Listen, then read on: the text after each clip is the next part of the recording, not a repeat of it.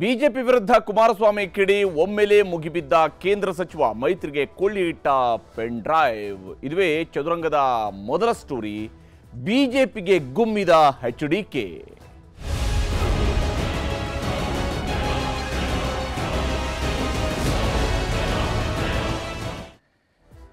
ಮೊನ್ನೆವರೆಗೂ ಕೂಡ ಬಿಜೆಪಿಯವನ್ನ ಬಹಳ ಗೌರವಿಸ್ತಾ ಸಿದ್ದರಾಮಯ್ಯನವರ ವಿರುದ್ಧ ಟೀಕಾ ಪ್ರಹಾರವನ್ನ ಮಾಡ್ತಾ ಇದ್ದಂತ ಕುಮಾರಸ್ವಾಮಿ ಇದ್ದಕ್ಕಿದ್ದಂತೆ ಸಿಡಿಗುಂಡನ್ನ ಸಿಡಿಸಿದ್ದಾರೆ.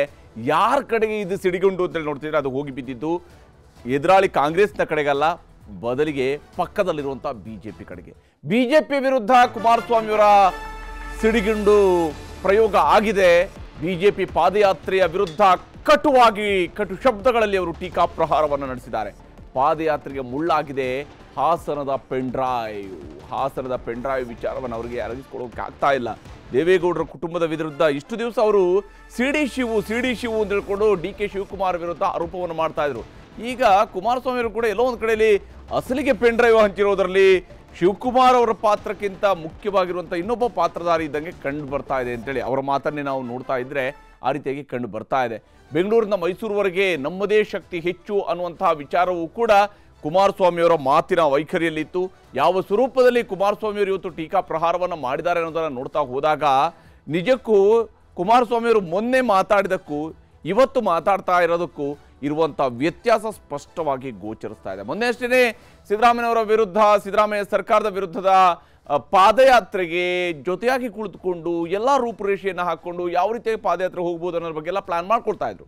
ಆದರೆ ಈಗ ಕುಮಾರಸ್ವಾಮಿಯವರು ತದ್ವಿರುದ್ಧವಾದಂತಹ ನಿಲುವನ್ನು ತಾಳಿದ್ದಾರೆ. ಬೆಂಗಳೂರಿನಿಂದ ಮೈಸೂರುವರೆಗೆ ನಮ್ಮದೇ ಶಕ್ತಿ ಹೆಚ್ಚು, ವಿಶ್ವಾಸಕ್ಕೆ ತೆಗೆದುಕೊಳ್ಳದೇ ಇದ್ದ ಮೇಲೆ ನಾವು ಯಾಕೆ ಬೆಂಬಲ ಕೊಡಬೇಕು ಅನ್ನುವಂತಹ ಪ್ರಶ್ನೆಯನ್ನ ಕುಮಾರಸ್ವಾಮಿ ಎದುರ್ತಾ ಇದ್ದಾರೆ. ಪಾದಯಾತ್ರೆಯಿಂದ ಏನು ಸಾಧನೆ ಮಾಡೋದಕ್ಕೆ ಸಾಧ್ಯ ಅನ್ನುವಂಥ ಪ್ರಶ್ನೆಯನ್ನು ಕೂಡ ಕುಮಾರಸ್ವಾಮಿ ಅವರು ಕೇಳ್ತಾ ಇದ್ದಾರೆ.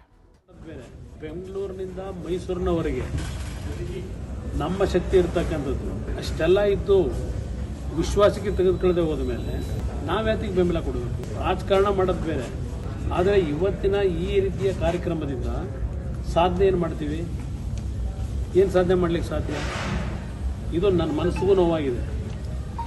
ಯಾವ ರೀತಿ ನಡ್ಕೊಂಡಿದ್ದಾರೆ ಇವರು. ಈ ಪಾದಯಾತ್ರೆಯನ್ನ ಕಾರ್ಯಕ್ರಮದ ಮುಖ್ಯಸ್ಥರುಗಳನ್ನು ಯಾರು ಮಾಡ್ಕೊಂಡಿದ್ದಾರೆ? ಕಂಡು ಯಾವುದೋ ಕಾರಣಕ್ಕೆ ಪಾದಯಾತ್ರೆ ಬೇಕಾ? ಯಾವ್ಯಾವುದೋ ಕಾರಣಗಳಿಗಾಗಿ ಇಂತಹ ಪಾದಯಾತ್ರೆಗಳೆಲ್ಲ ಮಾಡಬೇಕಾ? ಜನರ ನೋವು ಭಾವನೆಗಳಿಗೆ ಸ್ಪಂದಿಸಬೇಕು. ಜನ ಕಷ್ಟದಲ್ಲಿರುವಾಗ ರಾಜಕಾರಣ ಮಾಡಬೇಕಾಗಿಲ್ಲ. ಕುಟುಂಬಗಳು ಬೀದಿಗೆ ಬಿದ್ದಿವೆ, ಪಾದಯಾತ್ರೆಗೆ ಹೋದರೆ ಮೆಚ್ಚೋದು ಯಾರು ಅನ್ನುವಂಥ ಪ್ರಶ್ನೆಯನ್ನ ಇದೇ ಕುಮಾರಸ್ವಾಮಿ ಅವರೇ ಕೇಳ್ತಾ ಇರುವಂಥದ್ದು ವಿಶೇಷ. ಅವರ ಇಷ್ಟೆಲ್ಲ ಕಂಡು ನಾವು ಇಂಥ ಒಂದು ಸಂದರ್ಭದಲ್ಲಿ ಯಾವುದೋ ಒಂದು ಪ್ರಕರಣ ಇಟ್ಟುಕೊಂಡು ನಾವು ಪಾದಯಾತ್ರೆ ಮಾಡ್ತಕ್ಕಂಥದ್ದು ಜನಸಾಮಾನ್ಯರ ಮನಸ್ಸಿನಲ್ಲಿ ಏನಾಗಬಹುದು ಅಂತಕ್ಕಂಥ ಹಿನ್ನೆಲೆಯಲ್ಲಿ ನಾವು ತೀರ್ಮಾನ ಮಾಡ್ಕೊಂಡಿದ್ದೇವೆ. ಜನರ ಒಂದು ಭಾವನೆಗಳು ಇವತ್ತು ಅವರ ನೋವಿಗೆ ನಾವು ಸ್ಪಂದಿಸಬೇಕಾದಂಥದ್ದೇನಿದೆ. ಇಂಥ ಸಂದರ್ಭದಲ್ಲಿ ರಾಜಕೀಯವೇ ನಮಗೆ ಪ್ರಾಮುಖ್ಯ ಅಲ್ಲ. ಇವತ್ತು ನಮಗೆ ಹಲವಾರು ಕುಟುಂಬಗಳು ಬೀದಿಗೆ ಬಂದಿದ್ದಾವೆ. ನೂರಾರು ಹಳ್ಳಿಗಳು ಉತ್ತರ ಕರ್ನಾಟಕದಲ್ಲಿ ಜಲಾವೃತವಾಗಿದೆ. ಇಂಥ ಸಂದರ್ಭದಲ್ಲಿ ನಾವು 10 ದಿವಸ ಪಾದಯಾತ್ರೆ ಹೋದರೆ ಅದು ಯಾರು ಮೆಟ್ತಾರೋ ಗೊತ್ತಿಲ್ಲ ನನಗೆ. ಇಷ್ಟಕ್ಕೂ ಇದೆಲ್ಲದೂ ಕೂಡ ಕಿಡಿ ಹೊತ್ಕೊಂಡಿರೋದು ಎಲ್ಲಿ ಅನ್ನುವಂತಹ ವಿಚಾರವನ್ನು ನೋಡಿದಾಗ ಬಹಳ ಮುಖ್ಯವಾಗಿ ಗೋಚರಿಸ್ತಾ ಇರುವಂಥದ್ದು ಕುಮಾರಸ್ವಾಮಿ ಅವರಿಗೆ ಪ್ರೀತಮ್ ಗೌಡ್ರ ಮೇಲೆ ಇರುವಂತಹ ಸಿಟ್ಟು. Who is that Preetham Gowda ಅನ್ನುವಂಥ ಪ್ರಶ್ನೆಯನ್ನು ಅವರು ಕೇಳ್ತಾ ಇದ್ದಾರೆ. ಇದೇ ಪ್ರೀತಮ್ ಗೌಡ್ರೆ ಮೊನ್ನೆ ಅವರ ಎದುರುಗಡೆ ಕೂತ್ಕೊಂಡಿದ್ರು. ಕುಮಾರಸ್ವಾಮಿಯವರು ಪ್ರೀತಮ್ ಗೌಡ ಮೇಲೆ ಸಿಟ್ಟು ಹೊಂದಿರೋದಕ್ಕೆ ಕಾರಣಗಳು ಇದ್ದೇ ಇದ್ದಾವೆ, ಇದರಲ್ಲಿ ಯಾವುದೇ ಅನುಮಾನ ಬೇಕಿಲ್ಲ. ಪ್ರೀತಮ್ ಗೌಡ್ರಿಗೆ ಕುಮಾರಸ್ವಾಮಿ ಅವರ ಮೇಲೆ ಅಥವಾ ದೇವೇಗೌಡರ ಕುಟುಂಬದ ಮೇಲೆ ಸಿಟ್ಟಿರೋದಕ್ಕೆ ಕಾರಣ ಇದೆ. ಅದನ್ನು ಕೂಡ ತಪ್ಪು ಅಂತ ಹೇಳೋದಕ್ಕಾಗೋದಿಲ್ಲ. ಯಾಕಂದರೆ ತನ್ನ ಸ್ವಂತ ಕ್ಷೇತ್ರದಲ್ಲಿ ತಾನು ತನ್ನ ಎದುರಾಳಿಗಳಿಗೆ ಬೆಂಬಲವನ್ನು ಕೊಡಬೇಕು ಅನ್ನೋದನ್ನು ಪ್ರೀತಮ್ ಗೌಡ ಯಾವತ್ತೂ ಕೂಡ ಸಹಿಸುವುದಿಲ್ಲ. ಭಾಳ ನೇರವಾಗಿ ಅವರು ಕುಮಾರಸ್ವಾಮಿ ಅವರು ಎಷ್ಟೇ ಮೈತ್ರಿಯ ಕೈಯನ್ನು ಪ್ರೀತಮ್ ಗೌಡರ ಕಡೆಗೆ ಚಾಚೋದಕ್ಕೆ ಹೋದ್ರು, ಅವ ತಮ್ಮ ಇದ್ದಂಗೆ ಅಂತ ಹೇಳಕ್ಕೆ ಹೋದ್ರು ಕೂಡ ಇಂಥ ಅಣ್ಣ ತಮ್ಮ ಎಲ್ಲ ರಾಜಕಾರಣದಲ್ಲಿ ನಡೆಯೋದಿಲ್ಲ ಅನ್ನುವಂತಹ ಮಾತನ್ನು ಹೇಳಿದರು. ಹೀಗೆ ಒಂದೊಂದು ಮಾತಿಗೂ ಕೂಡ ಕೌಂಟ್ರ್ ಕೊಡ್ತಾ ಹೋಗಿದ್ರು ಪ್ರೀತಮ್ ಗೌಡರು. ಎಷ್ಟಂದರೆ ಲೋಕಸಭಾ ಚುನಾವಣೆಯ ಸಂದರ್ಭದಲ್ಲಿ ಪ್ರಧಾನಿ ಮೋದಿಯವರು ಮೈಸೂರಿಗೆ ಬಂದಂತಹ ಸಂದರ್ಭದಲ್ಲಿ ಯಾವ ವೇದಿಕೆಯಲ್ಲಿ ಪ್ರೀತಮ್ ಗೌಡ ಕೂತಿದ್ರು ಆ ವೇದಿಕೆಯಲ್ಲಿ ಕುಮಾರಸ್ವಾಮಿ ಅವರು ಬಂದಾಗ ಉಳಿದೆಲ್ಲ ಅಕ್ಕಪಕ್ಕದಲ್ಲಿರುವ ಎಲ್ಲ ನಾಯಕರು ಕೈ ಮುಗಿದು ಶೇಕ್ ಹ್ಯಾಂಡ್ ಕೊಟ್ಟರೆ ಪ್ರೀತಮ್ ಗೌಡರು ಮಾತ್ರ ಒಂದು ಶೇಕಿಂಗ್ ಕೂಡ ಕೊಡಲಿಲ್ಲ, ಏನೂ ಆಗಿಲ್ಲ. ಮುಂದುವರೆದು ನಡೆದಂತಹ ಘಟನೆಗಳು ಇಡೀ ರಾಜ್ಯಕ್ಕೆ ಗೊತ್ತಿದೆ. ಯಾವ ಸ್ವರೂಪದಲ್ಲಿ ಪ್ರಜ್ವಲ್ ರೇವಣ್ಣ ಅವರ ಪೆನ್ ಡ್ರೈವ್ಗಳ ಸದ್ದು ಆಯಿತು ಅಂತೇಳಿ. ಈ ಪೆನ್ ಡ್ರೈವ್ ಹಂಚಿಕೆ ಪ್ರಕರಣಕ್ಕೆ ಸಂಬಂಧಪಟ್ಟಂತೆ ಪ್ರೀತಮ್ ಗೌಡರ ಆಪ್ತರ ಮೇಲೆ ಹಾಗೆಯೇ ಪ್ರೀತಮ್ ಗೌಡರ ಮೇಲೂ ಕೂಡ ಪ್ರಕರಣವನ್ನು ಈಗಾಗಲೇ SIT ದಾಖಲಿಸಿಕೊಂಡು ತನಿಖೆಯನ್ನು ನಡೆಸ್ತಾ ಇರುವಂತಹ ಸಂದರ್ಭದಲ್ಲೇ ಕುಮಾರಸ್ವಾಮಿ ಅವರು ಹೇಳ್ತಾ ಇದ್ದಾರೆ. ಕುಮಾರಸ್ವಾಮಿ ಅವರು ಇದುವರೆಗೆ ಹೇಳ್ತಾ ಇದ್ದಂಥ ಬಹುಶಃ ಕರ್ನಾಟಕದ ಜನರು ಇದೆಲ್ಲವನ್ನು ಕೂಡ ಕೇಳಿಸ್ಕೊಂಡಿದ್ದಾರೆ, ಕರ್ನಾಟಕ ಜನ ಇದೆಲ್ಲವನ್ನು ಕೂಡ ನೋಡಿದ್ದಾರೆ. ಪ್ರೀತಮ್ ಗೌಡರಿಗಿಂತ ಮುಂಚಿತವಾಗಿ ಕುಮಾರಸ್ವಾಮಿ ಅವರ ಗನ್ನಿದ್ದಂಥದ್ದು DK ಶಿವಕುಮಾರ್ ಕಡೆಗೆ. ಎಲ್ಲಿವರೆಗೆ ಹೋದ್ರು ಅಂತ ಹೇಳಿದ್ರೆ DK ಶಿವಕುಮಾರ್ ಅವ್ರನ್ನ CD ಶಿವು ಅಂತ ಕೂಡ ಕರೆಯೋದಕ್ಕೆ ಹೋಗಿದ್ರು. ಆದರೆ ಈಗ ಅವ್ರು ಹೇಳ್ತಾ ಇದ್ದಾರೆ ಪೆನ್ ಡ್ರೈವ್ ವಿಚಾರದಲ್ಲಿ ಪ್ರೀತಮ್ ಗೌಡ ವಿಚಾರವನ್ನು ಅವರು ಮುನ್ನೆಲೆಗೆ ತರೋದಿಕ್ಕೆ ಹೊರಟಿದ್ದಾರೆ. ಇವತ್ತು ಹೇಗಿತ್ತು ವಾಗ್ದಾಳಿ ಅಂತ ಹೇಳಿದರೆ who is that Preetham Gowda ಅನ್ನುವಂಥ ಪ್ರಶ್ನೆಯನ್ನು ಕೂಡ ಕೇಳಿದ್ದಾರೆ. ದೇವೇಗೌಡರ ಕುಟುಂಬವನ್ನು ಸರ್ವನಾಶ ಮಾಡೋದಕ್ಕೆ ಹೋದವ, ನನಗೂ ಸಹಿಸಿಕೊಳ್ಳೋದಕ್ಕೆ ಇತಿಮಿತಿ ಇದೆ. ಪೆನ್ ಡ್ರೈವ್ ಹಂಚೋದಕ್ಕೆ ಯಾರು ಕಾರಣ? ಪ್ರೀತಮ್ ಗೌಡ ಪಕ್ಕದಲ್ಲಿ ಕೂರಿಸಲು ಕರೀತಾರೆ. ನಮ್ಮ ಕುಟುಂಬಕ್ಕೆ ವಿಷ ಹಾಕಿದವನ ಪಕ್ಕದಲ್ಲಿ ಕೂರ್ಬೇಕಾ? ಹಾಸನದಲ್ಲಿ ಏನಾಗಿದೆ ಅಂತ ಬಿಜೆಪಿಯವರಿಗೆ ಗೊತ್ತಿಲ್ವಾ? ಪ್ರೀತಮ್ ಗೌಡ ವಿರುದ್ಧ ಕುಮಾರಸ್ವಾಮಿ ಅವರು ಹಾಗೆಯೇ ಪ್ರೀತಮ್ ಗೌಡ ಪಕ್ಕದಲ್ಲಿ ಕೂರಿಸೋದಕ್ಕೆ ಕರೀತಾರೆ. ಕುಟುಂಬಕ್ಕೆ ವಿಷ ಹಾಕಿದವನ ಪಕ್ಕದಲ್ಲಿ ನಾನು ಕೂರ್ಬೇಕಾ ಅನ್ನುವಂತಹ ಪ್ರಶ್ನೆಗಳನ್ನು ಕುಮಾರಸ್ವಾಮಿ ಅವರು ಕೇಳಿದ್ದಾರೆ. ಕಾರಣ who is that Preetham Gowda? ದೇವೇಗೌಡರ ಕುಟುಂಬವನ್ನ ಸರ್ವನಾಶ ಮಾಡ್ಲಿಕ್ಕೆ ಹೋದಂಥವನ್ನ ಸಭೆಗೆ ಕರೆದು ಕೂರಿಸ್ಕೋತಾರೆ, ನನ್ನ ಸಭೆಗೆ ಕರೀತಾರೆ. ನನಗೂ ಸಹಿಸ್ಕೊಳ್ಳಿಕ್ಕೆ ಒಂದು ಇತಿಮಿತಿ ಇದೆ. ಯಾರು ಕಾರಣ ಆ ಪೆನ್ ಡ್ರೈವ್ಗಳನ್ನ ಬೀದಿಯಲ್ಲಿ ಹಂಚಲಿಕ್ಕೆ? ಇಂಥವ್ರನ್ನ ನನ್ನನ್ನು ಸಭೆ ಕರೀತಾರೆ, ಅವ್ನ ಪಕ್ಕದಲ್ಲಿ ಕೂರಿಸ್ಕೊಂಡು ಮೀಟಿಂಗ್ ಮಾಡ್ಲಿಕ್ಕೆ ಕರೀತಾರೆ ನನ್ನನ್ನು.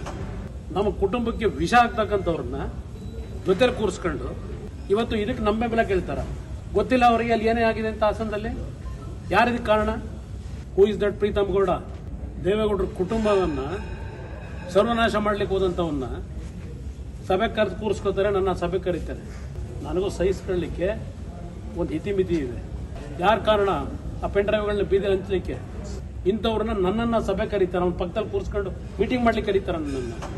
ನಮ್ಮ ಕುಟುಂಬಕ್ಕೆ ವಿಷ ಆಗ್ತಕ್ಕಂಥವ್ರನ್ನ ಜೊತೆಲಿ ಕೂರಿಸ್ಕೊಂಡು ಇವತ್ತು ಇದಕ್ಕೆ ನಮ್ಮ ಬೆಲೆ ಕೇಳ್ತಾರ.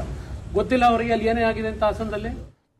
ಕುಮಾರಸ್ವಾಮಿ ಅವರ ಆಕ್ಷೇಪಗಳು ಪ್ರೀತಮ್ ಗೌಡರ ವಿಚಾರದಲ್ಲಿರುವಂಥದ್ದು ಬಹುತೇಕ ಸಹಜ ಅಂತಲೇ ಅನಿಸುತ್ತೆ. ಕುಮಾರಸ್ವಾಮಿ ಅವರ ಆಕ್ಷೇಪಗಳನ್ನು ಕೂಡ ನಾವು ರಾಜಕೀಯವಾಗಿ ನೋಡುವಂಥ ಸಂದರ್ಭದಲ್ಲಿ ಕುಮಾರಸ್ವಾಮಿ ಅವರ ಆಕ್ರೋಶ, ಸಿಟ್ಟು ಇವೆಲ್ಲೂ ಕೂಡ ಸಹಜವಾಗಿರುವಂಥದ್ದು. ಯಾಕಂದರೆ ಪ್ರೀತಮ್ ಗೌಡರ ಮೇಲೆ ಅವರಿಗೆ ಸಿಟ್ಟಿದೆ, ಅದಕ್ಕೆ ಕಾರಣಗಳು ಏನಿದಾವೆ, ಹಾಸನದ ರಾಜಕಾರಣ ಏನು ನಡೆದಿದೆ ಎಲ್ಲವೂ ಕೂಡ ಗೊತ್ತಿರುವಂತಹ ಸಂಗತಿಗಳೇ. ಆದರೆ ಇಲ್ಲೊಂದು ಪ್ರಶ್ನೆ ಉದ್ಭವ ಆಗುತ್ತೆ.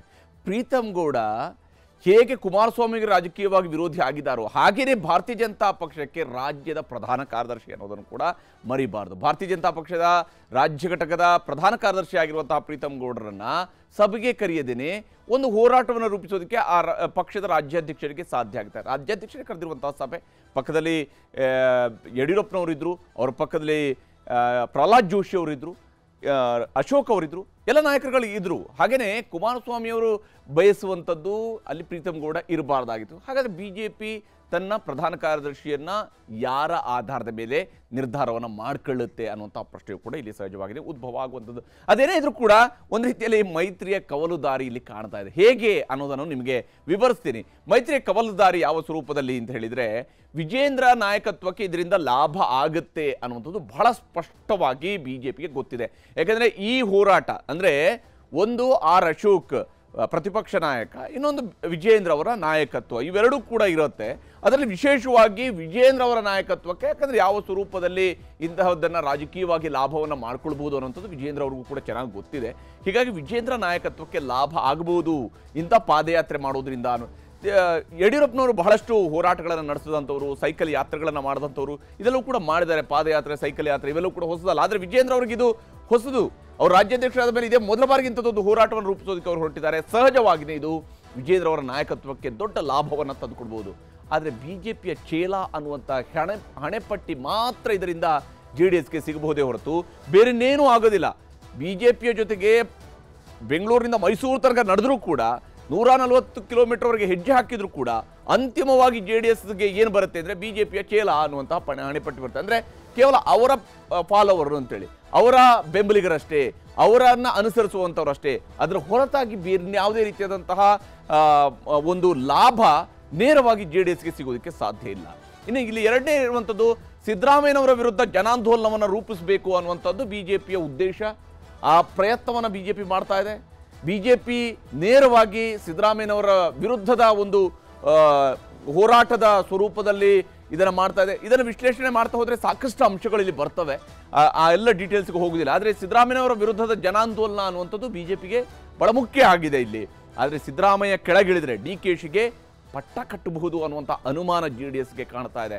ಅವರು ಸಿದ್ದರಾಮಯ್ಯನವರಾದ್ರೂ ಸಹಿಸಿಕೊಳ್ಬೋದು ಒಂದು ಹಂತದವರೆಗೆ, ಯಾಕಂದ್ರೆ ಸಿದ್ದರಾಮಯ್ಯನವ್ರನ್ನ ರಾಜಕೀಯವಾಗಿ ಎದುರಿಸೋದಕ್ಕೆ ಅನೇಕ ಅಂಶಗಳು JDSಗೆ ಇದ್ದೇ ಇರುತ್ತೆ. ಎಲ್ಲಿ ತನಕ ಒಕ್ಕಲಿಗರ ವೋಟ್ ಬ್ಯಾಂಕ್ JDSನ ಜೊತೆಗೆ ಗಟ್ಟಿಯಾಗಿರುತ್ತೋ ಅಲ್ಲಿ ತನಕ ಸಿದ್ದರಾಮಯ್ಯನವರು ಎದುರಿಸೋದು JDSಗೆ ಸುಲಭ ಆಗ್ಬೋದು. ಆದರೆ DK ಶಿವಕುಮಾರ್ ಆ ಪಟ್ಟದಲ್ಲಿ ಬಂದು ಕೂತ್ಕೊಂಡ್ರೆ ಆ ಒಕ್ಕಲಿಗ ವೋಟ್ ಬ್ಯಾಂಕ್ ಇದೆಯಲ್ಲ ಅದರಲ್ಲೂ ಕೂಡ ಬಹಳಷ್ಟು ಸಮಸ್ಯೆಗಳನ್ನು ಎದುರಿಸಬೇಕಾಗುತ್ತೆ, ಸವಾಲುಗಳನ್ನು ಎದುರಿಸಬೇಕಾಗತ್ತೆ, ವಿಶೇಷವಾಗಿ JDS. ಈ ಕಾರಣಕ್ಕಾಗಿಯೂ ಕೂಡ ಇಲ್ಲಿ ಒಂದು ಕವಲುದಾರಿಯಲ್ಲಿ ಇದ್ದಂತೆ ಕಾಣ್ತಾ ಇದೆ. ಸಿದ್ದರಾಮಯ್ಯನವ್ರನ್ನ ಟಾರ್ಗೆಟ್ ಮಾಡುವಂಥದ್ದು ಬಿಜೆಪಿಗೆ ಖುಷಿ ಆಗ್ಬೋದು, JDSಗೂ ಕೂಡ ಸಿದ್ದರಾಮಯ್ಯನವ್ರನ್ನ ಟಾರ್ಗೆಟ್ ಮಾಡೋದು ಖುಷಿಯೇನೆ. ಆದರೆ ಸಿದ್ದರಾಮಯ್ಯನವರು ಅಧಿಕಾರದಲ್ಲಿ ಇದ್ದುಕೊಂಡೇ ಅವ್ರನ್ನ ಟಾರ್ಗೆಟ್ ಮಾಡುವಂಥದ್ದು ಹೆಚ್ಚು ಲಾಭವನ್ನ ಈ ಹಿಂದೆಯೂ ಕೂಡ JDS ತಂದುಕೊಟ್ಟಿದೆ, ಈಗಲೂ ತಂದು ಕೊಡಬಹುದು. ಅದು ಕಾಂಗ್ರೆಸ್ ಭ್ರಷ್ಟಾಚಾರವನ್ನ ರಾಷ್ಟ್ರವ್ಯಾಪಿ ಚರ್ಚೆ ಮಾಡಬೇಕು ಅನ್ನುವಂಥದ್ದು ಬಿಜೆಪಿ ಬಯಸ್ತಾ ಇದೆ. ಅದನ್ನು ವಿಜೇಂದ್ರ ಅವರು ಬಯಸ್ತಾ ಇದ್ದಾರೋ ಇಲ್ಲೋ ಅನ್ನೋದಕ್ಕಿಂತ ಹೆಚ್ಚಾಗಿ ಬಿಜೆಪಿ ಬಯಸ್ತಾ ಇದೆ ಕಾಂಗ್ರೆಸ್ ಭ್ರಷ್ಟಾಚಾರವನ್ನು ರಾಷ್ಟ್ರವ್ಯಾಪಿ ಚರ್ಚೆಗೆ ತರಬೇಕು ಅಂತೇಳಿ. ಇನ್ನೊಂದು ಬಹಳ ಮುಖ್ಯ ಅಂಶವನ್ನ ಸಿದ್ದರಾಮಯ್ಯನವರ ವಿಚಾರದಲ್ಲೂ ಕೂಡ ಉಲ್ಲೇಖ ಮಾಡಬೇಕಾಗಿರುವಂಥ ಏನಂದ್ರೆ, ಬಿಜೆಪಿ ನಾಯಕರುಗಳು ಹೇಳ್ತಿರುವಂಥದ್ದು ನಮ್ಮ ಪ್ರಧಾನಮಂತ್ರಿಯ ಬಗ್ಗೆ ಹೇಗೆ ಬೇಕಾದರೂ ಮಾತಾಡ್ತಾರೆ ಸಿದ್ದರಾಮಯ್ಯ, ಈಗ ಅವರ ವಿರುದ್ಧ ಒಂದು ಅಸ್ತ್ರ ಸಿಕ್ಕಾಗ ನಾವು ಸುಮ್ಮನೆ ಕೂರೋದಕ್ಕೆ ಸಾಧ್ಯನಾ ಅನ್ನುವಂಥ ರೀತಿಯಲ್ಲಿ ಬಿಜೆಪಿಯವರು ರಿಯಾಕ್ಟ್ ಮಾಡ್ತಾ ಇದ್ದಾರೆ. ಈ ಕಾರಣಕ್ಕಾಗಿ ಕಾಂಗ್ರೆಸ್ನ ಭ್ರಷ್ಟಾಚಾರವನ್ನು ರಾಷ್ಟ್ರವ್ಯಾಪಿ ಚರ್ಚೆಗೆ ತರಬೇಕು ಅನ್ನೋದು ಅವರ ಉದ್ದೇಶ ಇದೆ. ಆದರೆ ಈ ಭ್ರಷ್ಟಾಚಾರದ ಚರ್ಚೆಯ ಸಮಯದಲ್ಲಿ ಅನವಶ್ಯಕವಾಗಿ ಉತ್ತರ ಕೊಡಬೇಕಾದಂಥ ಸ್ಥಿತಿಯಲ್ಲಿ JDS ಅನ್ನು ತಂದು ನಿಲ್ಲಿಸ್ತಾ ಇದ್ದಾರೆ ಕಾಂಗ್ರೆಸ್ನವರು. ಯಾಕಂದರೆ ಗೌಡರ ಕುಟುಂಬ ಮೈಸೂರಿನಲ್ಲಿ ಸೈಟ್ ತೆಗೆದುಕೊಂಡಿದೆ, ಕುಮಾರಸ್ವಾಮಿ ಅವರು ಮೈಸೂರಿನಲ್ಲಿ ಸೈಟ್ ತಗೊಂಡಿದ್ದಾರೆ, 21,000 ಅಡಿಯಷ್ಟು ನಿವೇಶನವನ್ನು ಅವರಿಗೆ ಕೊಟ್ಟಿದ್ದಾರೆ. ಈ ರೀತಿಯಿಂದ ಅನೇಕ ಆರೋಪಗಳನ್ನು ಕಾಂಗ್ರೆಸ್ನವರು ಮಾಡ್ತಾ ಕೊಡ್ತಾರೆ. ಇದಕ್ಕೆ ಅನವಶ್ಯಕವಾಗಿ ಯಾಕೆ ಉತ್ತರ ಕೊಡ್ತಾ ಹೋಗಬೇಕು? ಇದರಲ್ಲಿ ಏನು ಲಾಭ ಆಗುತ್ತೆ? ಅಂತಿಮವಾಗಿ ದೇವೇಗೌಡರಿಗಿರಲಿ ಅಥವಾ ಕುಮಾರಸ್ವಾಮಿ ಅವರಿಗಿರಲಿ ಒಂದು ಇಷ್ಟು ವರ್ಷಗಳ ರಾಜಕೀಯದ ಅನುಭವದಲ್ಲಿ ಗೊತ್ತಾಗಿರುವಂಥದ್ದು ಅಂತ ಹೇಳಿದ್ರೆ, ಈ ಭ್ರಷ್ಟಾಚಾರದ ಬಗ್ಗೆ ಒಂದು ಹಂತದವರೆಗೆ ಹೋರಾಟ ಮಾಡ್ಬೋದು. ತೀರಾ ಅದನ್ನ ಜನರ ನಡುವೆ ಹೋಗಿ ನಾವು ಪಾದಯಾತ್ರೆ ಮೂಲಕವಾಗಿ ಏನೋ ಮಾಡ್ತಾ ಹೋದ್ವಿ ಅಂತ ಹೇಳಿದ್ರೆ ಅದೇನು ಬಹಳ ಲಾಭ ತಂದು ಕೊಡೋದಿಲ್ಲ ಅನ್ನುವಂಥದ್ದು ಅವ್ರಿಗೂ ಕೂಡ ಗೊತ್ತಿದೆ. ಯಾಕಂದ್ರೆ ದೇವೇಗೌಡರು ನಡೆಸಿರುವಂಥ ಪಾದಯಾತ್ರೆಗಳನ್ನ ನೋಡಿದಾಗ ಬಹುತೇಕ ಎಲ್ಲ ಪಾದಯಾತ್ರೆಗಳ ಸಮಯ ಕೂಡ ಅದು ಜನಪರವಾಗಿರುವಂತಹ ಅನೇಕ ವಿಚಾರಗಳನ್ನು ಎತ್ಕೊಂಡು, ಅದು ವಿಠಲೇನಹಳ್ಳಿ ಗೋಲಿಬಾರ್ನ ವಿರುದ್ಧ ನಡೆಸಿದಂತಹ ಪಾದಯಾತ್ರೆಯಿಂದಲೂ ಸೇರಿಕೊಂಡು, ದೇವೇಗೌಡರಿಗೆ ಪಾದಯಾತ್ರೆ ಹೊಸದೇನಲ್ಲ, ದೇವೇಗೌಡರು ಹಲವು ಪಾದಯಾತ್ರೆಗಳನ್ನು ಮಾಡಿದ್ದಾರೆ ದೇವೇಗೌಡರು ಕೂಡ, ಅದು ಅವರಿಗೆ ರಾಜಕೀಯವಾಗಿ ಬಹಳ ಶಕ್ತಿಯನ್ನು ಕೊಟ್ಟಿದೆ. ಆದರೆ ಇಂಥ ವಿಚಾರಗಳು ರಾಜಕೀಯ ಶಕ್ತಿ ಕೊಡುವಂಥದ್ರ ಬಗ್ಗೆ ಅನುಮಾನ JDSಗೆ ಕಾಡ್ತಾ ಇದೆ. ಇನ್ನು ಸುಭದ್ರ ಸರ್ಕಾರದ ಘೋಷಣೆಗೆ ಏನು ಕಾಂಗ್ರೆಸ್ನವರು ಕ್ಲೇಮ್ ಮಾಡ್ಕೊಳ್ತಾರಲ್ಲ, ನಮ್ಮದು ಸುಭದ್ರ ಸರ್ಕಾರ, ನಮ್ಮದು ಸುಭದ್ರ ಸರ್ಕಾರ, 5 ವರ್ಷ ಪೂರ್ತಿ ಆಳ್ವಿಕೆಯನ್ನು ಕೊಡುವಂಥ ಸರ್ಕಾರ. ಆದರೆ ಈ ಪಾದಯಾತ್ರೆ ಮೂಲಕ ಸಿದ್ದರಾಮಯ್ಯನವರನ್ನ ಅಧಿಕಾರದಿಂದ ಕೆಳಗಿಳಿಸೋದಕ್ಕೆ ಸಾಧ್ಯ ಆದರೆ ಅದು ಸುಭದ್ರ ಸರ್ಕಾರ ಅನ್ನುವಂತಹ ಕಾಂಗ್ರೆಸ್ನ ಕ್ಲೇಮ್ಗಳಿರ್ತಾವಲ್ಲ ಅದಕ್ಕೆ ಪೆಟ್ಟು ಕೊಟ್ಟಂತಾಗುತ್ತೆ ಅನ್ನುವಂಥದ್ದು. ಯಾಕಂದರೆ ಬಿಜೆಪಿಯವರು ಯಾವತ್ತೂ ಕರ್ನಾಟಕದಲ್ಲಿ 2 ಬಾರಿ ಅಧಿಕಾರ ನಡೆಸಿದಾಗಲೂ ಕೂಡ ಅವರು ಪೂರ್ಣಾವಧಿಗೆ ಒಬ್ಬರೇ ಮುಖ್ಯಮಂತ್ರಿ ಅಧಿಕಾರ ನಡೆಸೋದಕ್ಕೆ ಸಾಧ್ಯ ಆಗಿಲ್ಲ. 1, 2, 3 ಜನರವರೆಗೂ ಕೂಡ ಅವರು ಮುಖ್ಯಮಂತ್ರಿಗಳನ್ನು ಮಾಡ್ಕೊಂಡಿದ್ದಾರೆ. ಹೀಗಾಗಿ ಸುಭದ್ರ ಸರ್ಕಾರದ ಘೋಷಣೆ, ಸುಭದ್ರ ಸರ್ಕಾರ ಅನ್ನುವಂಥದ್ದನ್ನು ಬಿಜೆಪಿ ಕ್ಲೇಮ್ ಮಾಡ್ಕೊಳ್ಳೋಕ್ಕಾಗೋದಿಲ್ಲ. ಹಾಗೆಯೇ ಕಾಂಗ್ರೆಸ್ನ ಈ ಸುಭದ್ರ ಸರ್ಕಾರದ ಕ್ಲೇಮ್ಗೂ ಕೂಡ ಪೆಟ್ಟು ಕೊಡಬೇಕು ಅಂದರೆ, ಆದರೆ ಈ ಸರ್ಕಾರವನ್ನು ಅಭದ್ರಗೊಳಿಸೋದ್ರಿಂದ JDSಗೆ ನೇರವಾದಂತಹ ಲಾಭ ಈ ಕ್ಷಣದಲ್ಲಿ ಆಗೋದಿಲ್ಲ, ಈ ಹಂತದಲ್ಲಿ ಆಗುವಂಥ ಯಾವ ಸಾಧ್ಯತೆಯೂ ಕೂಡ ಇಲ್ಲ. ಯಾಕಂದರೆ ಗೆದ್ದಿರೋದೇ 19 ಸೀಟು, ಏನೇ ತಿಪ್ಪಲಾಗಿ ಹೊಡೆದ್ರು ಕೂಡ ಇವಾಗ ಬೇರೆನೇನು ಮಾಡೋಕ್ಕಾಗೋದಿಲ್ಲ ಅನ್ನೋದು JDS ಕೂಡ ಗೊತ್ತಿದೆ. ಹೀಗಾಗಿ ಸರ್ಕಾರವನ್ನು ಅಭದ್ರಗೊಳಿಸೋದ್ರಿಂದಾಗಿ ಬಹಳ ಲಾಭವನ್ನು ಪಡ್ಕೊಳ್ಳೋದಕ್ಕೆ ಸಾಧ್ಯ ಆಗೋದಿಲ್ಲ JDSಗೆ ಅನ್ನುವಂಥದ್ದು ಕೂಡ ಅಷ್ಟೇ ಮುಖ್ಯವಾಗಿರುವಂಥ ವಿಚಾರ. ಇನ್ನು ಬಿಜೆಪಿಯ ಪಾಲಿಗೆ ಸ್ವಪಕ್ಷೀಯರನ್ನ ಸರಿದಾರಿಗೆ ತರೋದಕ್ಕೂ ಕೂಡ ಅವಕಾಶ. ಯಾವಾಗ ಪಾದಯಾತ್ರೆಗೆ ಒಂದು ದೊಡ್ಡದಾದಂತಹ ಸ್ವರೂಪ ಸಿಗುತ್ತೋ ಆ ಸಂದರ್ಭದಲ್ಲಿ ಈಗ ಯತ್ನಾಳ್ ಇರ್ಬೋದು, ರಮೇಶ್ ಜಾರಕಿಹೊಳಿ ಇರ್ಬೋದು, ಇಂಥವರೆಲ್ಲ ಏನೇನೋ ಅಪಸ್ವರಗಳನ್ನು ಎದುರ್ತಾ ಇರ್ತಾರಲ್ಲ ಅಂಥವ್ರನ್ನೆಲ್ಲರನ್ನು ಕೂಡ ಸರಿದಾರಿಗೆ ತರಬಹುದು, ಅಥವಾ ಅವ್ರನ್ನ ಕಂಪ್ಲೀಟ್ ನೆಗ್ಲೆಕ್ಟ್ ಮಾಡೋದಕ್ಕೂ ಕೂಡ ಒಂದು ದೊಡ್ಡ ವೇದಿಕೆ ಸೃಷ್ಟಿಯಾದಂತಾಗುತ್ತೆ ಬಿಜೆಪಿಯ ಪಾಲಿಗೆ. ಆದರೆ ರೈತರ ಸಂಕಷ್ಟದಲ್ಲಿರುವಾಗ ರಾಜಕೀಯ ಮಾಡಿದ್ರು ಅನ್ನುವಂಥ ಅಪಖ್ಯಾತಿಯನ್ನ ಹೊತ್ತುಕೊಳ್ಳೋದಕ್ಕೆ ಕುಮಾರಸ್ವಾಮಿ ಅವರು ತಯಾರಿಲ್ಲ. ಅದನ್ನೇ ಅವರು ಹೇಳ್ತಾ ಇರುವಂಥದ್ದು, ಇಂಥ ಹಂತದಲ್ಲಿ ರಾಜಕೀಯ ಬೇಕಾ ಅಂತೇಳಿ. ಯಾಕಂದ್ರೆ ರಾಜಕೀಯ ಮಾಡೋದಕ್ಕೆ ಸಾಕಷ್ಟು ವಿಚಾರಗಳು ಸಿಗ್ತವೆ, ಸಾಕಷ್ಟು ವಿಷಯಗಳು ಸಿಗ್ತವೆ. ಈಗ ರೈತರ ಆತ್ಮಹತ್ಯೆಗಳ ವಿಚಾರದಂತಹ ಸಂಗತಿಗಳನ್ನು ಇಟ್ಟುಕೊಂಡು ಪಾದಯಾತ್ರೆಯೇನೋ ಅಥವಾ ಬೇರೆನೇನೋ ಸಾಂತ್ವನ ಯಾತ್ರೆಯೇನೋ ಮಾಡಿದ್ರೆ ಬಹುಶಃ ಕುಮಾರಸ್ವಾಮಿ ಅವರು ಅದರ ಮುಂಚೂಣಿಯಲ್ಲಿ ನಿಲ್ತಿದ್ರೋ ಏನೋ. ಆದರೆ ರೈತರ ಸಂಕಷ್ಟದಲ್ಲಿರುವಾಗ, ಈಗ ಪ್ರವಾಹದ ಪರಿಸ್ಥಿತಿ ಇರುವಾಗ, ಈಗ ಪಾದಯಾತ್ರೆ 10 ದಿವಸ ಮಾಡ್ತಾ ಕೂತ್ಕೊಂಡ್ರೆ ರೈತರು ಏನು ಅಂದ್ಕೊಳ್ಳೋದಿಲ್ಲ. ವಿಶೇಷವಾಗಿ ಮಂಡ್ಯದಲ್ಲಿ ರೈತರು ಇದನ್ನು ಪ್ರಶ್ನಿಸೋದಿಲ್ವಾ? ಯಾಕಂದರೆ ಅದು ಹೋರಾಟದನ್ನೆಲ್ಲ ಹೋರಾಟ ಅವ್ರಿಗೆ ಭಾಳ ಚೆನ್ನಾಗಿ ಗೊತ್ತಿರುವಂಥದ್ದು. ಅವರು ಇದನ್ನು ಪ್ರಶ್ನಿಸ್ತಾರೆ ಅನ್ನುವಂತಹ ಆತಂಕವೂ ಕೂಡ ಕುಮಾರಸ್ವಾಮಿ ಅವರಿಗೆ ಕಾಡ್ತಾ ಇರ್ಬೋದು. ಇನ್ನು ಹಳೆ ಮೈಸೂರು ಭಾಗದಲ್ಲಿ ಪಕ್ಷ ಬಲವರ್ಧನೆ ಆಗುತ್ತೆ ಅನ್ನುವಂತಹ ದೂರದೃಷ್ಟಿ, ಸಮೀಪ ದೃಷ್ಟಿ, ದೂರದೃಷ್ಟಿ ಎಲ್ಲ ದೃಷ್ಟಿಗಳು ಕೂಡ BJPಗೆ ಇದೆ. ಯಾಕಂದರೆ BJPಗೆ ಹಳೆ ಮೈಸೂರು ಭಾಗದಲ್ಲಿ ಏನು ಒಂದು ಶಕ್ತಿ ಸಿಗ್ತಾ ಇದೆ ಅದನ್ನು ಡಬಲ್ ಮಾಡ್ಕೊಳ್ಳುವಂಥದ್ದು ಭಾಳ ಜರೂರತ್ತಿದೆ. ಅದಕ್ಕೆ ಬೇಕಾದಂಥ ಪ್ರಯತ್ನವನ್ನು ಅವರು ಮಾಡ್ತಾ ಇದ್ದಾರೆ. ಇದು ಕೂಡ ಕುಮಾರಸ್ವಾಮಿ ಅವರಿಗೆ ಗೊತ್ತಿದೆ. ಹಳೆ ಮೈಸೂರು ಭಾಗದಲ್ಲಿ BJPಯವ್ರ ಜೊತೆಗೆ ನಾವು ಕೂಡ ಹೆಜ್ಜೆ ಹಾಕೊಂಡು ನಡ್ಕೊಂಡು ಹೋದರೆ ರಾಜಕೀಯ ಮಾಡುವಂಥದ್ದು ಬೇರೆ, ಚುನಾವಣೆ ಎದುರಿಸುವಂಥದ್ದು ಬೇರೆ, ಸೀಟು ಹಂಚಿಕೆ ಬೇರೆ, ಓಟ್ ಕೇಳೋದು ಬೇರೆ. ಆದರೆ ಇಂಥ ಹೋರಾಟದಲ್ಲಿ ಜೊತೆ ಆದರೆ ಹಳೆ ಮೈಸೂರಿನಲ್ಲಿ BJPಗೆ ಲಾಭ ಆಗುತ್ತೆ ಹೊರತು JDSಗೆ ನಯಾ ಪೈಸೆ ಲಾಭ ಆಗೋದಿಲ್ಲ ಅನ್ನುವಂಥದ್ದು ಸ್ಪಷ್ಟವಾಗಿ ಕುಮಾರಸ್ವಾಮಿಯವ್ರಿಗೂ ಕೂಡ ಗೊತ್ತಿರುವಂಥ ವಿಚಾರ. ಇದೇ ಕಾರಣಕ್ಕಾಗಿಯೇ ಕುಮಾರಸ್ವಾಮಿಯವರು ಈ ವಿಚಾರದಲ್ಲಿ ಬಹಳಷ್ಟು ನಿರ್ಧಾರಗಳನ್ನು, ಬಹಳಷ್ಟು ಕಟುವಾದಂತಹ ಮಾತುಗಳ ಮೂಲಕವಾಗಿ ಇವತ್ತು ಪ್ರತಿಕ್ರಿಯೆಯನ್ನು ಕೊಟ್ಟಿದ್ದಾರೆ. ಅದೇನೇ ಇದ್ರೂ ಕೂಡ ಇನ್ನೊಂದು ಕಡೆಯಲ್ಲಿ ಮಾಜಿ ಶಾಸಕ ಹಾಗೂ BJPಯ ರಾಜ್ಯ ಪ್ರಧಾನ ಕಾರ್ಯದರ್ಶಿ ಆಗಿರುವಂತಹ ಪ್ರೀತಮ್ ಗೌಡ ಭಾರತೀಯ ಜನತಾ ಪಕ್ಷದ ರಾಜ್ಯ ಕಚೇರಿಗೆ ಬಂದು ಹೋಗಿದ್ದಾರೆ. ಇದೇ ಸಮಯದಲ್ಲಿ ಮಾತನಾಡ್ತೀನಿ, ನಾನು ಅದರ ಬಗ್ಗೆ ಮಾತನಾಡ್ತೀನಿ ಅಂತ ಅಷ್ಟೇ ಹೇಳಿ ಪ್ರೀತಮ್ ಗೌಡ ಹೊರಟು ಹೋಗಿದ್ದಾರೆ. ದೇವೇಗೌಡರ ಕುಟುಂಬವನ್ನು ನಾಶ ಮಾಡಲು ಹೊರಟಿದ್ದವ ಅನ್ನುವಂತಹ ಕುಮಾರಸ್ವಾಮಿಯವರ ಟೀಕೆ ಏನಿತ್ತಲ್ಲ, ಇದರಿಂದ ಅವರು ಯಾವ ಸ್ವರೂಪದಲ್ಲಿ ಮಾತನಾಡಬೇಕು, ಏನು ಹೇಳಬೇಕು ಅನ್ನೋದ್ರ ಬಗ್ಗೆ ಯಾವುದೇ ಸ್ಪಷ್ಟತೆಯನ್ನು ಕೊಡಲಿಲ್ಲ. ನೋಡೋಣ, ಮಾತಾಡ್ತೀನಿ ಅಂತ ಹೇಳ್ತಾನೆ ಪ್ರೀತಮ್ ಗೌಡ ಅವರು ಹೊರಟು ಹೋಗಿದ್ದಾರೆ.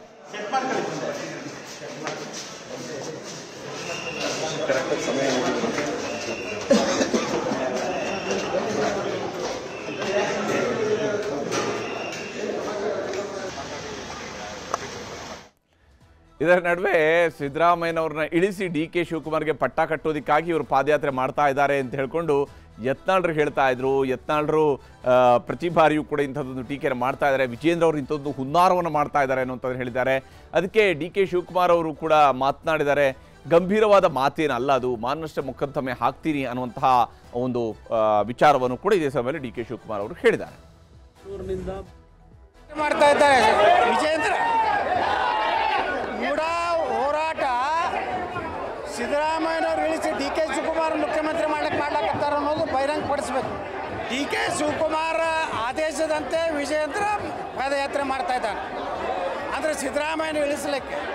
ಅದಕ್ಕೆ ಈ ಪಾದಯಾತ್ರೆ ಒಂದು ಹೊಂದಾಣಿಕೆ ರಾಜಕಾರಣ ಇದೆ. DK ಶಿವಕುಮಾರ ಅವರ ಉಪಕಾರ ತೀರಿಸಲಿಕ್ಕೆ ಇವತ್ತು ವಿಜೇಂದ್ರ ಪಾದಯಾತ್ರೆ.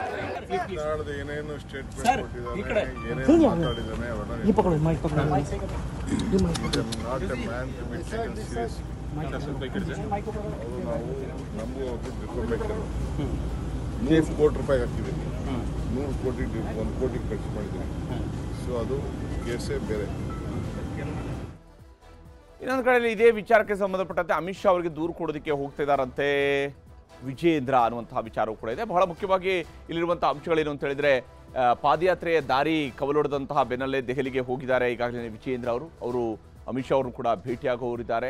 ಅಲ್ಲಿ ಅಮಿತ್ ಶಾ ಅವ್ರನ್ನ ಭೇಟಿ ಮಾಡಿ ಸದ್ಯದ ಬೆಳವಣಿಗೆಗಳ ಬಗ್ಗೆ, ಯಾಕಂದರೆ ಒಂದು ಅವರ ಒಪ್ಪಿಗೆಯನ್ನು ಕೂಡ ಪಡ್ಕೊಳ್ಬೇಕಾಗಿದೆ ಪಾದಯಾತ್ರೆಗೆ ಸಂಬಂಧಪಟ್ಟಂತೆ. ಪರಿಸ್ಥಿತಿ ಈಗ ವ್ಯತಿರಿಕ್ತವಾಗ್ತಾ ಇದೆ, ಕೈ ಮೀರಿ ಹೋಗುವಂತಹ ಪರಿಸ್ಥಿತಿ ಕಾಣ್ತಾ ಇದೆ. ಒಂದು ವೇಳೆ ಇವರು ಹೆಜ್ಜೆ ಹಾಕಿದ್ರು ಅಂದರೆ ಒಂದಂತೂ ಢಾಳಾಗಿ ಗೋಚರಿಸುತ್ತೆ ಕರ್ನಾಟಕದ ಜನರಿಗೆ, ಇವರ ಮೈತ್ರಿ ಸರಿ ಇಲ್ಲ ಅನ್ನುವಂಥದ್ದು ಗೋಚರ ಆಗುತ್ತೆ. ಎಲ್ರಿಗೂ ಕೂಡ ಜಗಜ್ಜಾಹೀರಾಗೋಗ್ಬಿಡುತ್ತೆ. ಇಂಥದ್ದೊಂದು ವಿಚಾರದ ಬಗ್ಗೆ ಕೂಡ ಚರ್ಚೆ ನಡೆಸಬೇಕಾಗಿದೆ. ಪಾದಯಾತ್ರೆಯ ಸಂಪೂರ್ಣ ರೂಪುರೇಷೆಯ ಬಗ್ಗೆ ಕೂಡ ಅಮಿತ್ ಶಾ ಅವರಿಗೆ ಮಾಹಿತಿಯನ್ನು ನೀಡ್ತಾರೆ. ಏನು ಮಾಡೋದಕ್ಕೆ ಹೊರಟಿದ್ದೀವಿ ನಾವು ಅನ್ನೋದನ್ನು ಕೂಡ ಅಮಿತ್ ಶಾ ಅವರ ಗಮನಕ್ಕೆ ತರಬಹುದು. ಜೊತೆಗೆ ಇವತ್ತು ಕುಮಾರಸ್ವಾಮಿ ಅವರು ಹೇಳಿರುವಂತಹ ವ್ಯಕ್ತಪಡಿಸಿರುವಂತಹ ಅಭಿಪ್ರಾಯ ಇದೆಯಲ್ಲ, ಇದನ್ನು ಕೂಡ ಅಮಿತ್ ಶಾ ಅವರ ಗಮನಕ್ಕೆ ತರಬಹುದು. ಯಾಕಂದರೆ ಇಷ್ಟೊಂದು ತೀವ್ರ ಸ್ವರೂಪದಲ್ಲಿ ಅವರು ಟೀಕಾಪ್ರಹಾರವನ್ನು ಮಾಡಿದ್ದಾರೆ. ಈ ಕಾರಣಕ್ಕಾಗಿ ಅಂತಹ ವಿಚಾರವನ್ನು ಕೂಡ JDS ಹಿಂದೇಟು ಹಾಕಿರೋದ್ರ ಬಗ್ಗೆ ಕೂಡ ಅವರು ಚರ್ಚೆಯನ್ನು ಮಾಡಬಹುದು, ಅಥವಾ ಅವ್ರಿಗೆ ನೀವೇನು ಅಡ್ವೈಸ್ ಮಾಡ್ತೀರಿ ಅಂತ ಕೇಳ್ಬೋದು. HDK ನೇರ ಟೀಕೆಯ ಬಗ್ಗೆ ಅಮಿತ್ ಶಾ ಅವರ ಜೊತೆಗೆ ಚರ್ಚೆ ನಡೆಸುವಂತಹ ಸಾಧ್ಯತೆ ದಟ್ಟವಾಗಿ ಗೋಚರಿಸ್ತಾ ಇರುತ್ತೆ. ಯಾಕಂದರೆ ಇಂತಹ ಸಂದರ್ಭದಲ್ಲಿ ಹೈಕಮಾಂಡ್ ಮಾತ್ರನೇ ಕುಮಾರಸ್ವಾಮಿ ಅವ್ರ ಜೊತೆಗೆ ಮಾತನಾಡಬೇಕಾಗಿ ಹೊರತು ಬೇರೆ ಏನು ಮಾಡೋಕ್ಕಾಗಲ್ಲ. ಸ್ವಪಕ್ಷೀಯರಿಂದಲೇ ಪಾದಯಾತ್ರೆಗೆ ಅಪಸ್ವರ ಎತ್ತಿರೋದ್ರ ಬಗ್ಗೆಯೂ ಕೂಡ ಅವರು ಮಾಹಿತಿಯನ್ನು ಕೊಡ್ಬೋದು. ಸ್ವಪಕ್ಷೀಯರು ಕೂಡ ಇದಕ್ಕೆ ವಿರೋಧವನ್ನು ವ್ಯಕ್ತಪಡಿಸ್ತಾ ಇರುವಂಥ ವಿಚಾರ. ಪ್ರತ್ಯೇಕ ಪಾದಯಾತ್ರೆಗೆ ಕೆಲವರು ಮುಂದಾಗಿದ್ದಾರಲ್ಲ, ಅದರ ಬಗ್ಗೆಯೂ ಕೂಡ ದೂರು ಕೊಡಬಹುದು. ಈ ಎಲ್ಲ ವಿಷಯವನ್ನು ಕೂಡ ವಿಜೇಂದ್ರ ಅವರು ದೆಹಲಿಗೆ ಹೋಗಿ ಮಾಡ್ತಾರೆ. ಬಸನಗೌಡ ಪಾಟೀಲ್ ಯತ್ನಾಳ್ ಹಾಗೆಯೇ ರಮೇಶ್ ಜಾರಕಿಹೊಳಿ ಅವರ ವಿರುದ್ಧವೂ ಕೂಡ ದೂರು ಕೊಡುವಂತಹ ಸಾಧ್ಯತೆ ಇರುವಂಥದ್ದು. ಅಮಿತ್ ಶಾ ಜೊತೆಗೆ ರಾಜ್ಯದ ವಿಚಾರಗಳ ಬಗ್ಗೆ ಪೂರ್ತಿ ಮಾಹಿತಿಗಳನ್ನು ಬಿಚ್ಚಿಡಲಿದ್ದಾರೆ ವಿಜೇಂದ್ರ ಅನ್ನುವಂಥದ್ದು ಬಹಳ ಮುಖ್ಯವಾಗಿರುವಂಥ ಅಂಶಗಳು. ಪಾದಯಾತ್ರೆಯ ಬಗ್ಗೆ ನಾಳೆವರೆಗೆ ಕಾಯೋದಕ್ಕೆ ಈಗಾಗಲೇ ಅಮಿತ್ ಶಾ ಅವರು ಕೂಡ ವಿಜೇಂದ್ರ ಅವರಿಗೆ ತಿಳಿಸಿದ್ದಾರೆ ಏನು ಮಾಡಬೇಕು, ಏನು ಮಾಡಬಹುದು ಅಂತೇಳಿ. ಯಾಕಂದರೆ ಒಂದು ಕಡೆಯಲ್ಲಿ ರಾಜ್ಯದಲ್ಲಿ ಇಂಥದ್ದೊಂದು ಪರಿಸ್ಥಿತಿ ಇರುವಾಗ ಇಂತಹ ಹಂತದಲ್ಲಿ ನೀವು ಪಾದಯಾತ್ರೆ ಮಾಡಬೇಕಾ, ಪಾದಯಾತ್ರೆಯ ಔಚಿತ್ಯದ ಬಗ್ಗೆಯೂ ಕೂಡ ಪ್ರಶ್ನೆಗಳು ಮೂಡುವಂಥದ್ದು ಸರ್ವೇ ಸಹಜವಾಗಿ ಇರುವಂಥದ್ದು. ಇನ್ನು ಜೈಲಧಿಕಾರಿಗಳ ವರದಿಯೇ ಫೈನಲ್. 10 ದಿನದೊಳಗೆ ಊಟ ಸಿಗುತ್ತಾ? ದರ್ಶನ್ಗೆ ಜೈಲೂಟ ಇನ್ನೂ ಮರೀಚಿಕೆ. ಇದು ಚದುರಂಗದ 2ನೇ ಸ್ಟೋರಿ. ಊಟದ ಆಟ ಮುಗಿದಿಲ್ಲ.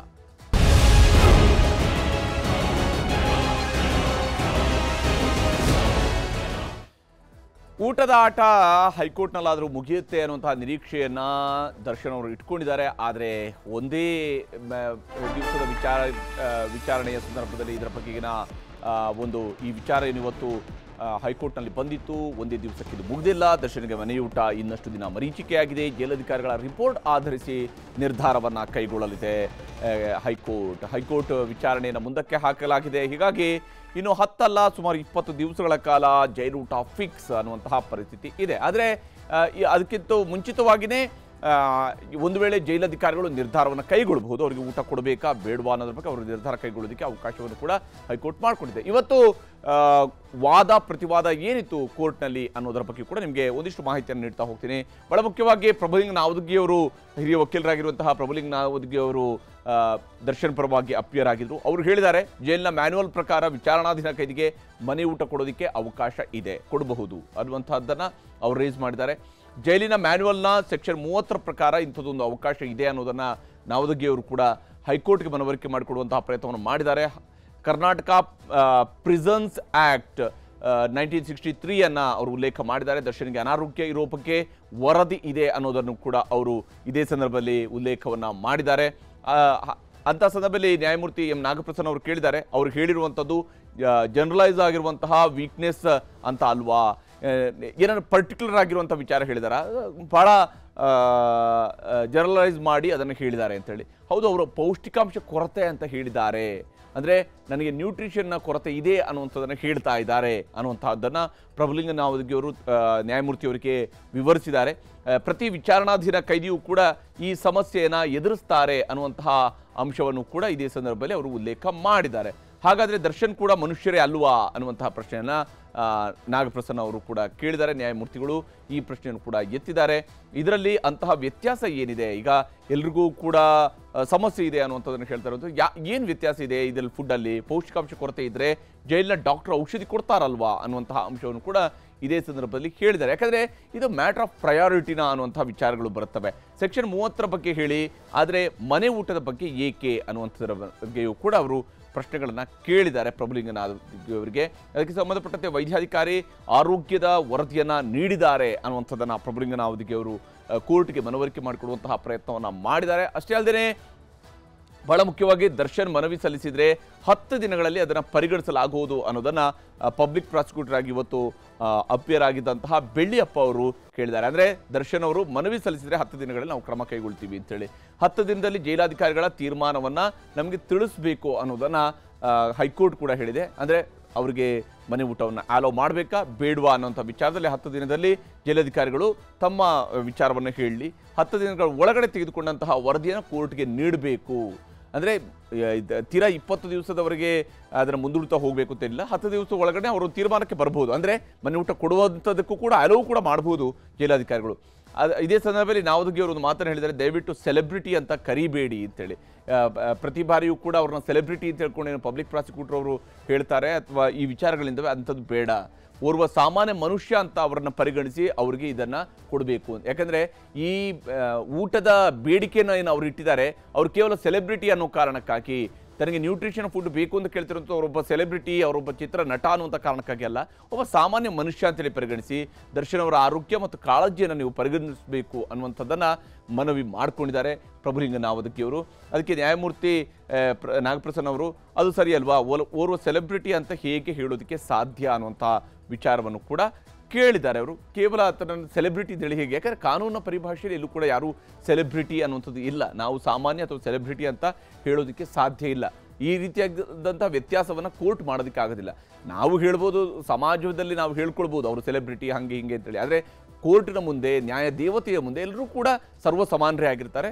ಸರ್ಕಾರ ಪೊಲೀಸರ ಆಕ್ಷೇಪಣೆಗಳಿದ್ದರೆ ಅದನ್ನು ಸಲ್ಲಿಸಿ, ಇವರ ಒಂದು ಅಪೀಲ್ ಏನಿದೆಯಲ್ಲ ಅದಕ್ಕೆ ನೀವು ಆಕ್ಷೇಪಣೆಗಳೇನಾದರೂ ಇದ್ದರೆ ಅದನ್ನು ಕೂಡ ಸಲ್ಲಿಸಿ, ಅವ್ರಿಗೆ ಊಟ ಕೊಡೋದಕ್ಕೆ ಸಾಧ್ಯ ಇಲ್ವಾ ಅನ್ನೋದ್ರ ಬಗ್ಗೆ ಹೇಳಿ ಅಂತೇಳಿ. ಇದರ ಅರ್ಥ ಸರ್ಕಾರ ಈಗ ಏನು ಮಾಡ್ಬೋದು ಅಂದರೆ, ಒಂದು ವೇಳೆ ಜೈಲಧಿಕಾರಿಗಳು ಪರಿಗಣಿಸಿ, ಇವರ ಮನವಿಯನ್ನು ಪರಿಗಣಿಸಿ ಅವರಿಗೆ ಊಟ ಕೊಡೋದಕ್ಕೆ ಒಪ್ಪಿಗೆಯನ್ನು ಸೂಚಿಸಿದರೆ, ನಾವು ಊಟ ಕೊಡ್ತೀವಿ, ಪ್ರೊವೈಡ್ ಮಾಡ್ತೀವಿ ಅಂದರೆ ಅದಕ್ಕೆ ಹೈಕೋರ್ಟ್ಗೆ ಅದನ್ನು ಮನವರಿಕೆ ಮಾಡಿಕೊಟ್ರೆ ಸಾಕಷ್ಟೇ. ನಾವು ಹೌದು ಅವರಿಗೆ ಊಟವನ್ನು ಕೊಡೋದಕ್ಕೆ ಒಪ್ಕೊಂಡಿದ್ದಾರೆ, ಹಾಗಾಗಿ ಏನು ಇಲ್ಲ, ವಿಚಾರ ಏನಿಲ್ಲ ಅಂದರೆ ಅವರು ತಮ್ಮ ಪಿಟಿಷನ್ ಹಿಂಪಡಿಬಹುದು ಅಥವಾ ಅಲ್ಲಿಗೆ ಇತ್ಯರ್ಥ ಆಗಬಹುದು. ಆದರೆ ಒಂದು ವೇಳೆ ಸರ್ಕಾರ ಮತ್ತೆ ಇದು ಅಬ್ಜೆಕ್ಷನ್ ಹಾಕಿದರೆ ಸಹಜವಾಗಿಯೇ ಹೈಕೋರ್ಟ್ ಏನು ತೀರ್ಪನ್ನು ಕೊಡುತ್ತೆ ಅನ್ನೋದನ್ನು ಕುತೂಹಲದಿಂದ ನೋಡಬೇಕಾಗಿರುವಂಥದ್ದು. ಇದೇ ಕಾರಣಕ್ಕಾಗಿ ದರ್ಶನ್ ಅವರ ಊಟದ ಆಟ ಸದ್ಯಕ್ಕಂತೂ ಮುಗಿಯುವ ಲಕ್ಷಣ ಕಾಣ್ತಾ ಇಲ್ಲ. ಇದು ಇವತ್ತಿನ ಚದುರಂಗ. ನಮಸ್ಕಾರ.